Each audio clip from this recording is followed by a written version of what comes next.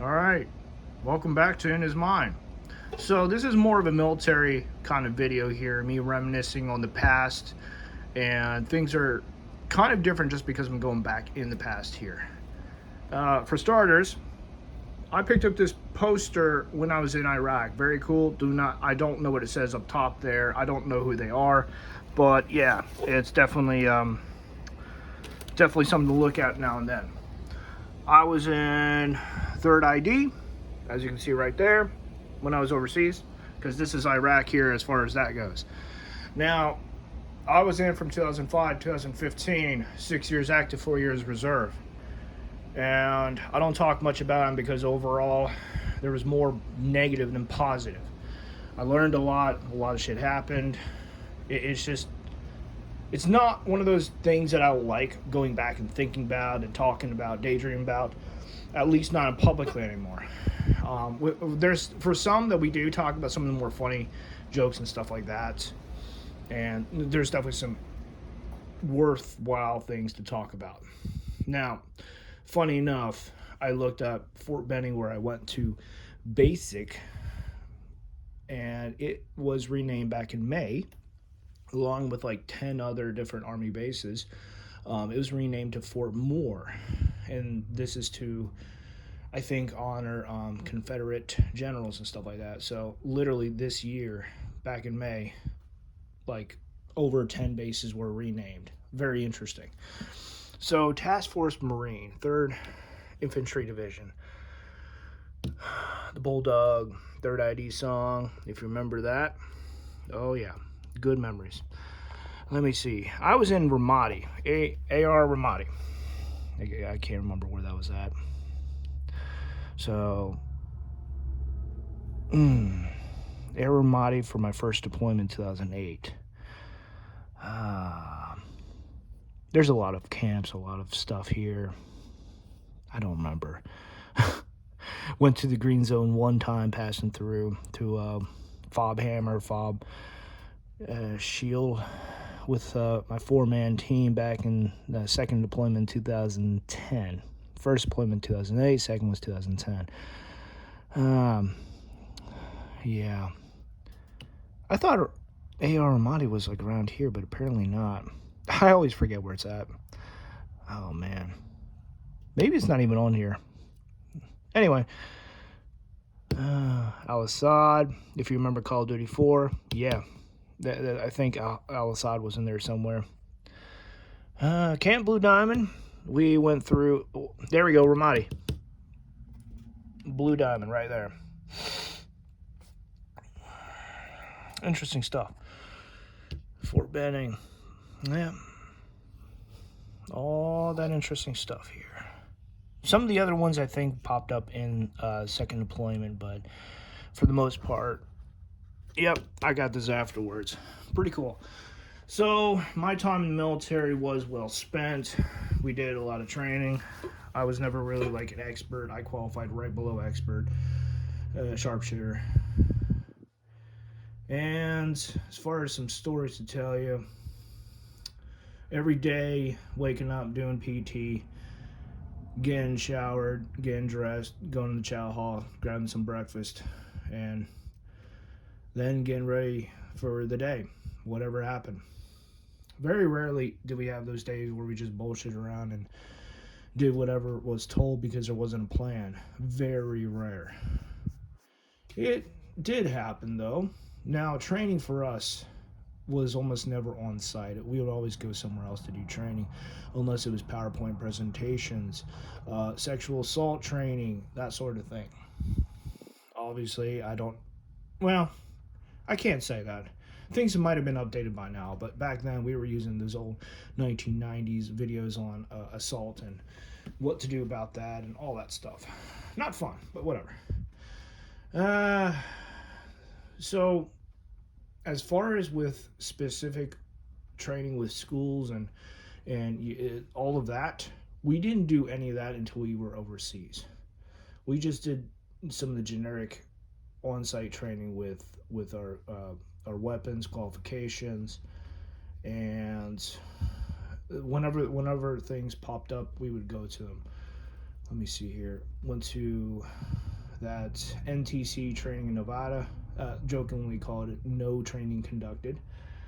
Yeah, that was fun. Being stuck in a tent with like 8 other women out there. And no disrespect to women, but the problem is when you get like 8 of them stuck together in a single tent, shit happens. Drama and shit. It's wow. It's on a different level than it is if you have like 8 guys stuck in a tent. But yeah, it's kind of funny. We did a lot of communications overseas. I work with contractors. During my my first deployment, I basically just did guard duty and work with some of the some mercenaries. I can't remember, Saber something.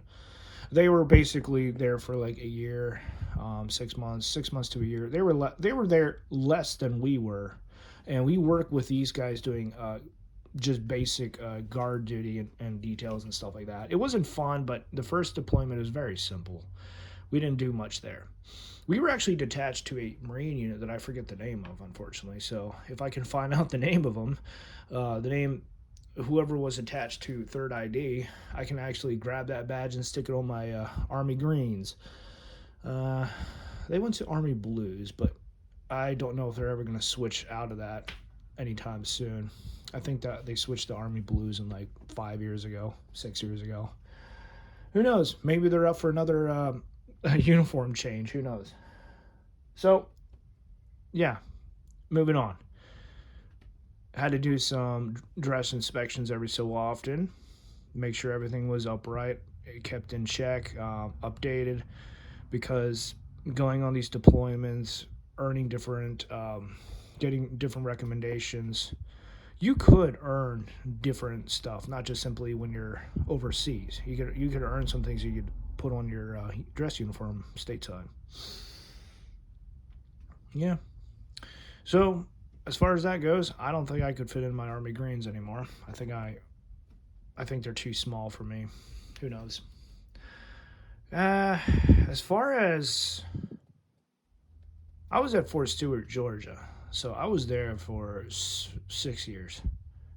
Well, more like 4.5, because I went to basic, then I went to like almost a year's worth for AIT, and that was hard. AIT was no joke. Not gonna lie. I went as a 25 Bravo, and they renamed that to 25 November a couple of years into my time in, but I don't remember when or where. So it was changed to be in. It was still a network. Let me see here. Network. I'm trying to remember the technical name of it. Information System Analyst. I think that's what it was. And they combined that with something else, 25 Foxtrot? Either way, it was a combination of 2 MOSs into one, which was 25 November. And I don't remember what the other one was. It's basically 2 similar fields that overlapped to the point where they just combine them together for whatever reason. So yeah.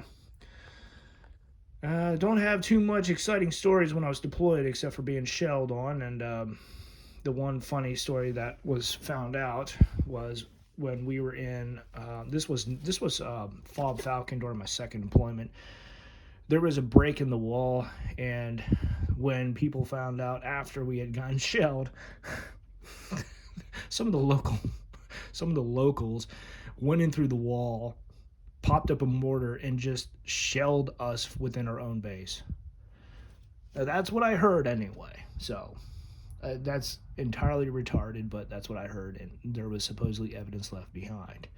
My second deployment, I worked with contractors and wiring fiber optics, and it kept us busy for a while. It didn't do any guard duty or anything like that. But I had some help being pried away from my platoon to be part of a 4-man squad. Retrans is what it was called. We would go around and provide either help with the technical side or provide network services for others. And we were recognized for our service and were given coins by another unit that we assisted, which was pretty cool. I still got that coin. And didn't get any coins when I helped with the Marines out during my first deployment, but whatever. You can trust Marines with your life, but not your tools.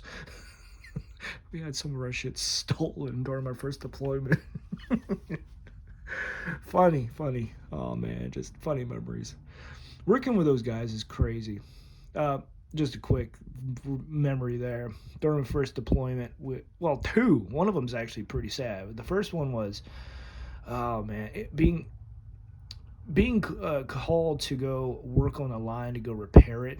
And the funny thing is, we had traced the line, the break, all the way up to the middle of this road outside this barracks, and the rest of it was fucking gone. We're like, there's nothing to repair because the rest of that shit's gone.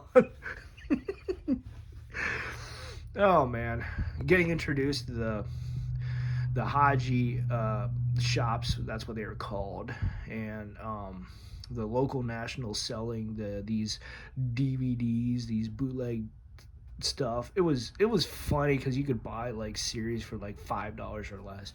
All of these videos were like low quality. They could potentially burn out your DVD and CD reader, but you could get this stuff extremely cheap. So those were the days where you could just go into these local shops and just like buy tons of stuff. You could blow an entire check in these stores. The food was interesting because they had MWRs all over with different stuff in it, from cell phones to TVs, music, games. Different contractors serving up like the food and stuff like that. 3 different bars, like one for salad, one for desserts, and the other for like fast food. All these funny memories of people like, oh man. So you got some good memories there with the chow hall overseas.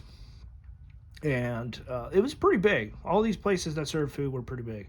They would bring like Pizza Hut and some other Burger King, Pizza Hut. No, McDonald's and Pizza Hut. I don't think Burger King's was overseas, but they had some other chain stores that were like brought over to Iraq, and it was crazy times. Oh man, I think I got into anime when I was overseas too. No, it probably picked up when I was overseas just because of some stuff I picked up there. Oh man, it's pretty funny. Blue Swordsman, Blue something. Is this dumbass wizard who kept infusing his fist with magic powers and kept breaking his wand. It was pretty funny. The guy was basically like a wrestler who was like the worst magician, the worst wizard ever, and it was a crazy adventures with him and like 3 other people. They're like, enchant our weapons, make them magical. And the guy would like, no, I'm going to enchant my fist. And he would go around smashing enemies. The guy was a dumbass, but it was funny. Oh, man. The rest of my military stuff is in that black container underneath there. That's my rabbit. That's stuff for my rabbit that I need to work on. The little guy shits everywhere, and he's trying to get to the back corner, and it's caused a mess because there was mice infestation there last year. So I gotta work all this stuff, which is taking me a long, slow process because I need to let the guy stretch his legs out and all that. But yeah, as far as the military stuff, it's all in there. There's a lot of stuff there too. The thing is, the second deployment, it was a lifesaver.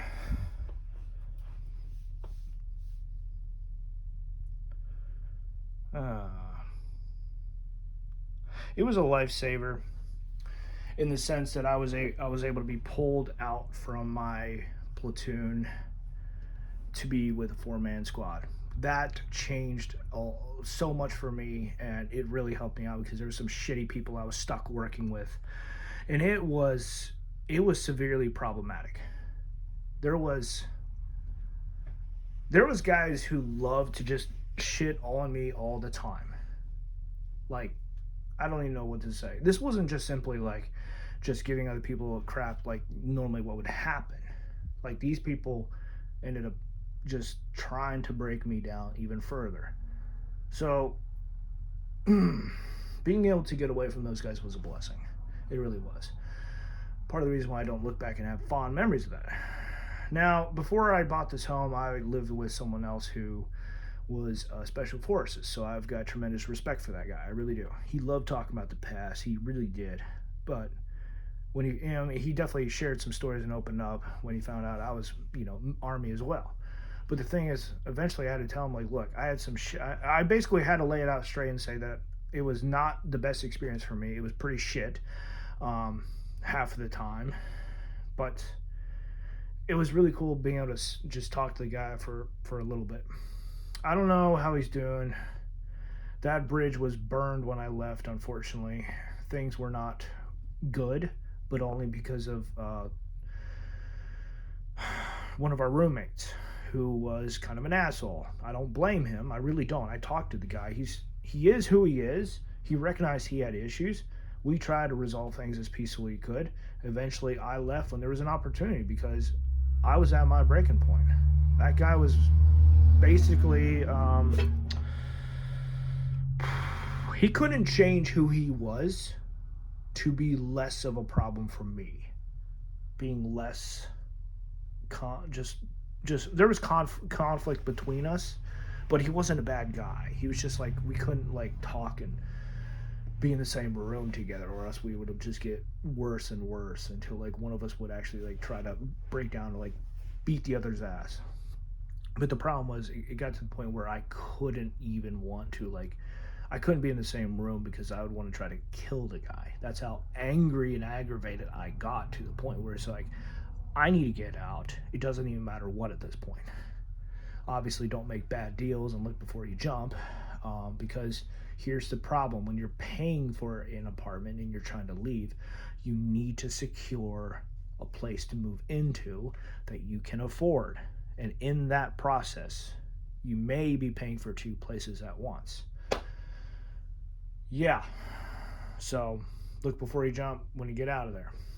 I almost got burned there, but thankfully I'd helped to avoid that. But either way, I was still able to get out of there and get away from that situation. So I had one great roommate and the other one was not so great. Special forces versus an asshole. And me, who's in between both. I'm not saying I'm an asshole, but like, you definitely have to learn to protect yourself and keep the private stuff, the stuff that you care about and value, away from the public viewpoint, because they're not going to care about it the same way as you. Yeah, so you know what the hell, why not? This is from Modern Warfare 3. The Call of Duty, the Halo, some of these games were pretty big when you go to the MWRs overseas. And Modern Warfare 2 came out in 2009, right between my first and second deployment. And then Modern Warfare 3 came out in 2011 before I got out. Yep, pretty cool. Captain Price and Soap, if I remember correctly. Soap McTavish, I think. So, yeah, as far as that goes, good memories there. I was an introvert. I stayed inside playing video games half the time. That has since changed when I got out of the military, because I found myself itching more and more, just like, I can't sit here playing games the whole time. I have to do something.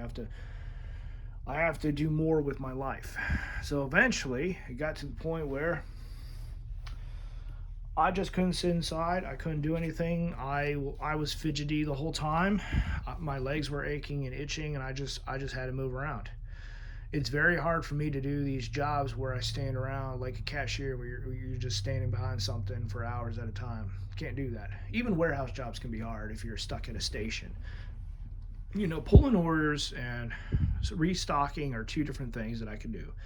Standing behind a desk is not one of them. The hurry up and wait bullshit caught up with you, because now I can't stand it in any form.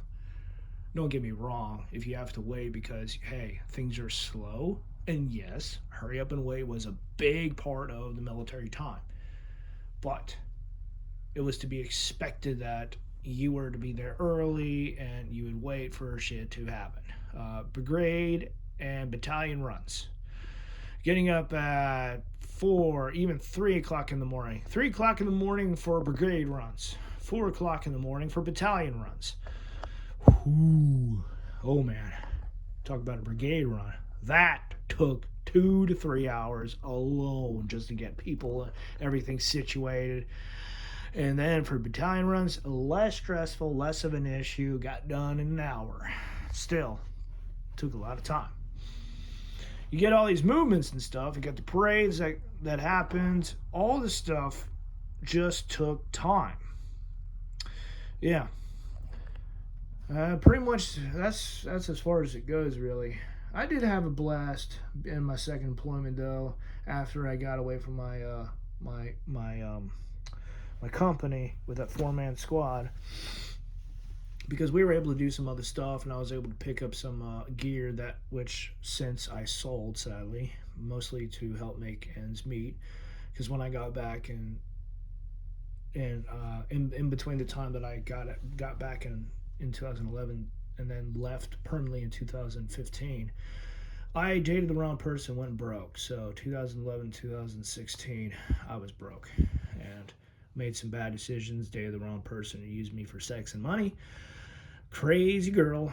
She was crazy, but the devastation that she left behind wrecked me even further.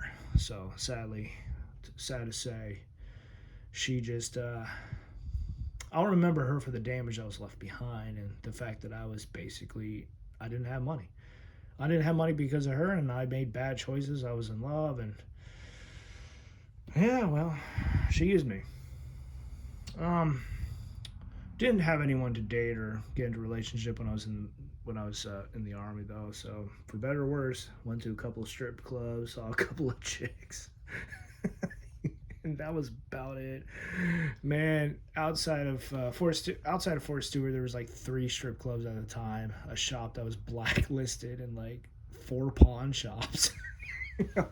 Plus, like one of the worst roads of the U.S. at that point in time. There was like people like. It was like 20 to 30 car crashes that were lethal like every year. And part of it wasn't the fact that it was dangerous. Part of it was because it like took like 45 minutes to an hour to get out the back road, literally to the rest of that part in Georgia, to like Savannah, for example. It took like an hour and a half to get to Savannah, I think. Or was it Atlanta? I think it was Atlanta, actually. Either way, it took over an hour to get there, and like the majority was on this back road alone. And that's where the crashes took place, is because these people would like get drowsy and pass out and stuff. Oh man. Anyway, flashback time. Yeah. I don't talk much about my time in the military, and I probably never will. But it's just because it was not a good experience for me overall. Just a couple of individuals who I could talk to, couple of stories, couple of memories. Yeah, that's basically about it. I was not special forces. I didn't go around kicking down doors. I didn't even see much activity when I was guard duty. A couple of things exploding, a truck with a tarp over the back of it that I think had dead bodies in it. That was traumatizing as hell, but yeah. Seeing a whole bunch of dead people will change you. Like, it doesn't matter what shape or form that they're in. The thing is, you go overseas, you're expecting the worst to happen, then you start settling in, and things change as you settle in more and more. When you actually go out and start, putting your training into practice, and you start working with your buddies, clearing homes and stuff like that, because that's what happened during that time period. Was people who went outside the wire, they wouldn't talk much, they would be observant, they would keep an eye on the road, any sort of triggers, suspicions, roadside devices, not necessarily snipers, but like spotters, vehicles. Like, the shit there was basically roadside bombs, and yeah, it was not fun. I tried talking to my my parents and siblings afterwards when I got back, like, this is what happened to me, this is why I am the way I am.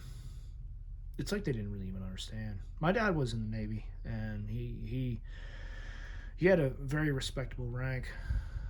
It was almost the equivalent of a lieutenant colonel, if I remember correctly. I can't remember what the rank was, unfortunately, but it was one below VIP, which was really cool. And I have to say, he understood. He understood a lot of the stuff. My mom and sisters, no, they didn't. My brothers, they were kind of out of the picture at that point in time, sadly, but not necessarily for the worst. Everyone has their own life, after all. Not everyone's going to stick close to home.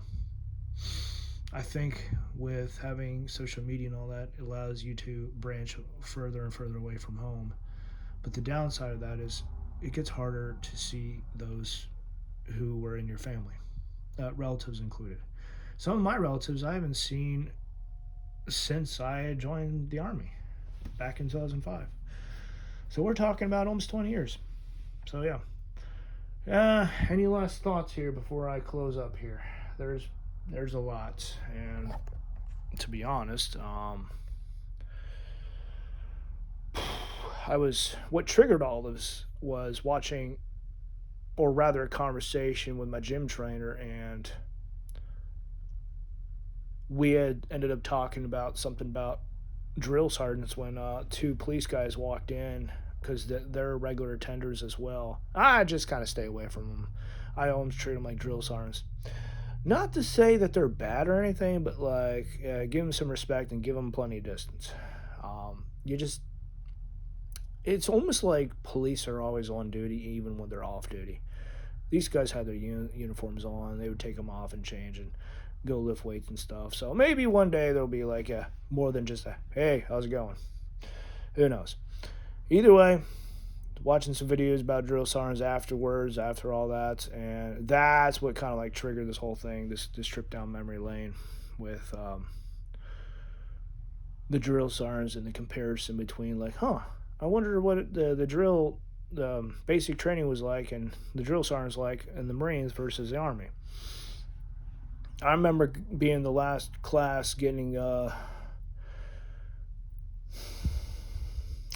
the stuff before ACUs popped in.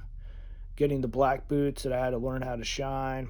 Getting the old the desert camo stuff. I ended up keeping it all, and I still got it in the back. Once we switched over to ACUs, I just put them away, and I basically never pulled them out except for like one time, I think. Who knows? If I can clean up the back, I would love to just like get a nice little I would like to look through that stuff and see what I have saved back there, because I don't remember, honestly, outside of badges and clothes, maybe a couple of gym clothes, which I could use to take to the gym. Yeah. I don't remember what's in there. Just a locker full of stuff that I don't know. I remember getting into comics when I was in AIT. I specifically got into the Witchblade, which was the DC side. The 10th, Witchblade, and that was basically it. A little bit of Batman, but not much. Didn't really get into Marvel stuff, but yeah.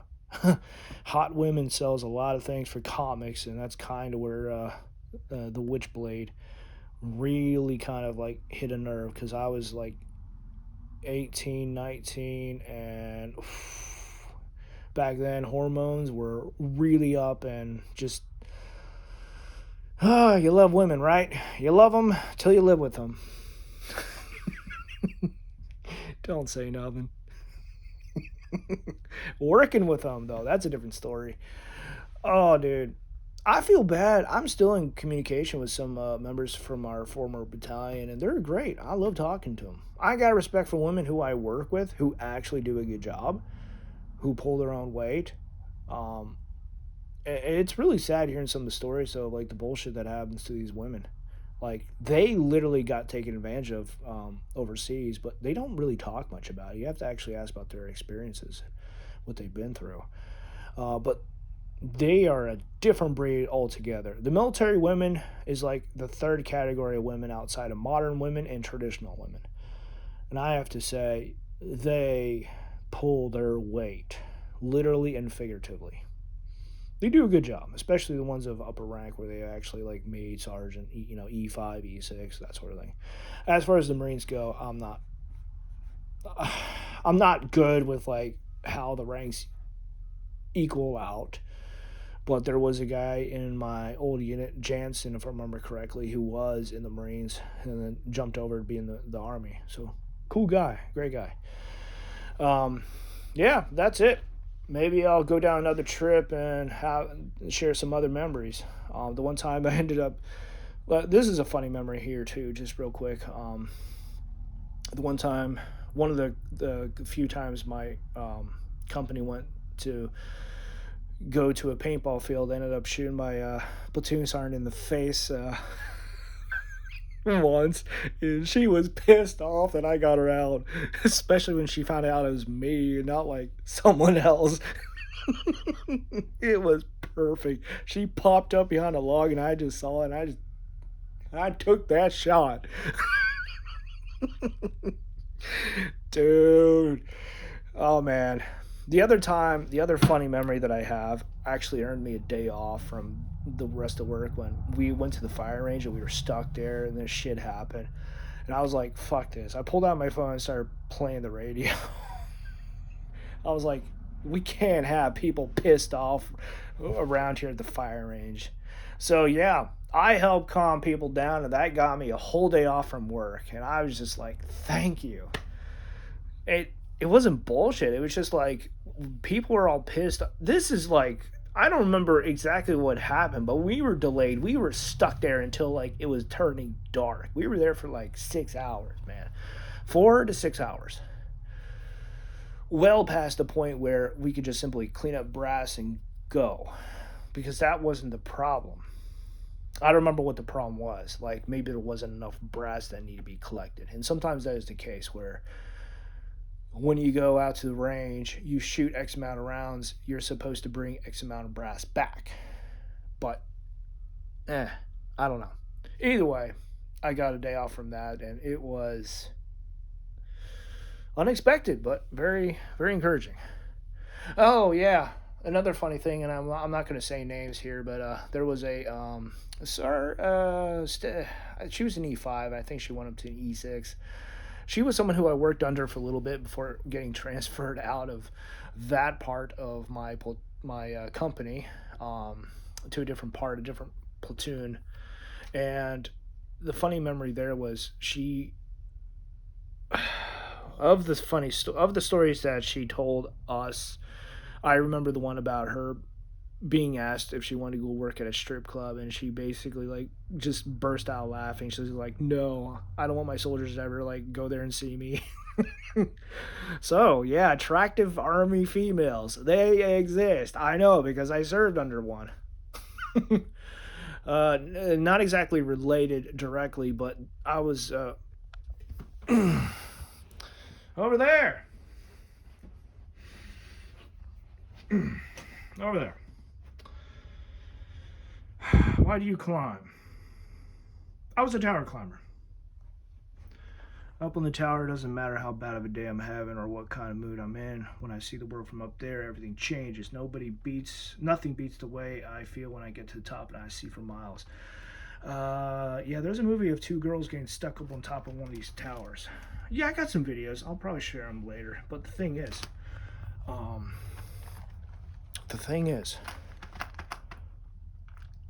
there was a really awesome female who I worked for in one of the companies, TowerCom. They went bankrupt back in 2017. So I was there for like 4 or 5 months before they went bankrupt, and I was forced out. And I've never seen any woman quite like her or the other NCO who was asked basically to work at a strip club. So yeah, beautiful women that you work with, they exist. It's just, yeah, there's a lot to say about that. But you work with them, you don't live with them. You don't Hell, you could be like Sergeant Neil, I think, and go date someone and then marry that same person in your unit. So that did happen, but I don't remember when or where. Jeez, man. Yeah, there's more stuff, but these are like scattered memories from like 15 plus years ago. My time in, though, 10 years in, yeah, 2005 to 2015. Now, as far as the reserve go, I'll probably cover that another time, but the thing is, I didn't like the reserves, and I didn't like having to switch from a civilian mindset to a military mindset because that was hard. Living in a mindset versus switching to one for 2 3 days, that's not easy, especially when you get out of that said environment and you're trying to readjust to figure out what it is to be a civilian again. That's one of the hardest things to ever do is when you leave the military is how do you readjust? What is the process? What do you need to get out? All of that. It's almost like when you get out, you're lost until someone just says, "Here's a couple things to go take care of, to go look into, so you can be taken care of when you get out." And it's almost like a hand holding process. And yes, having your hand held when you're going through the gas chamber, no homo, it's fine. Everyone breaks down in some way inside of a gas chamber. I know I did because that shit was awful. Fucking mustard gas will make you cry. It'll make you snot, and in some cases, from what I've heard, it will clear up some other issues you actually have. But that shit burns. Literally. Take your mask off! Oh, yeah, mustard gas. That stuff will burn. But then again, the gas chamber is a literally one-time experience. Anyway. Like, all these little things pop up, all these little memories. And it's just something that, like, it's one thing that leads down to another. And that whole other part was literally a third of my life. 10 years in. And people are like, why didn't you go all the way? And I was like, I was breaking to the point. I'm going to snap if something doesn't happen. And back then, Fort Stewart, they were known there as the Marne Express. Once you get on, you ain't getting off till you get out. That's not necessarily a bad thing because keep in mind that time period from when 9/11 happened, obviously 2010 is the back end of that era. You got to understand that time frame was when the first couple of years from 2000, oh man, I think it was like a 4-year time period is when things were unorganized, is when they were most loose and free, where people could do a lot of shit like, here's your orders, and there wasn't a whole lot of bureaucracy to and red tape to bog shit down. People could get in and over there and do their job, but the thing is, things weren't even set up over there. So like, it's you and your team, and there's really no other support, no MWRs, no nothing like that. The bases themselves weren't even built up to either. The tactics that the terrorists used then changed from the first part to the middle and then the back end. You had the dumb terrorists, the ones that would blow themselves up. And I say dumb respectively because I don't know much about that except the ones who believed a lie, who popped on a vest and then blew themselves up. Yeah. We were at the back end of that. We were at the point where there was a lot of like landmines and stuff that you would have to watch out for that were alongside the road. There were also reports of a female sniper. I don't know anything about that. There were women and children were used as explosive devices. They would have shit strapped to them and they were walked up or drove up in a vehicle. So like the women, the female soldiers who had to do these inspections and stuff, they were at risk. People at the checkpoints were at risk. They were always at risk. So like you see someone rolling up hard and fast, you just basically had to mention it and being like, you would get clearance to go fire on them. There was a lot of shit that happened that just, it changed the way you thought and operated and all that. especially coming back and me like trying to go to college and all that. I was just like, this is unnerving because this college is completely, there's no fences, there's no nothing there, and I'm like on edge the whole entire time. My parents were actually freaked out that I was freaked out. Oh man. Anyway, there's other memories, but this is just like the one video that I need to do, that I just want to take some time doing it and wait until the mindset back up, and I got triggered, and I was just like, let's record this, let's talk about it, record. Flashbacks, gotta love them. Oh yeah. I'm gonna have to cover the tower stuff next at some point, because I was a tower climber and I've been over 22 towers my entire life. If I go back to it, that'll be awesome, but I'm not doing that until I get like someone to go watch my pets, because you could be gone from your home for weeks, if not for days, if not weeks. 2 weeks, 3 weeks, it depends on how severe the problem is. Here's the thing, even if you don't have experience, you just be like, let me sign up here, let me earn some like $15, $20 an hour or whatever. It could be higher, but the thing is, they need people to get their asses up towers and stuff like that. Tower climbing can be hell on your knees, because in some cases there's no official like ladder. You'll be shimming up on whatever you can find. Even some cases like the water towers where it's all smooth, they got spokes that pop out that you have to like anchor off of, like, so you anchor up as you climb up. And that is, you watch some of these videos, it will, yeah, and I'm afraid of heights too. That's the thing.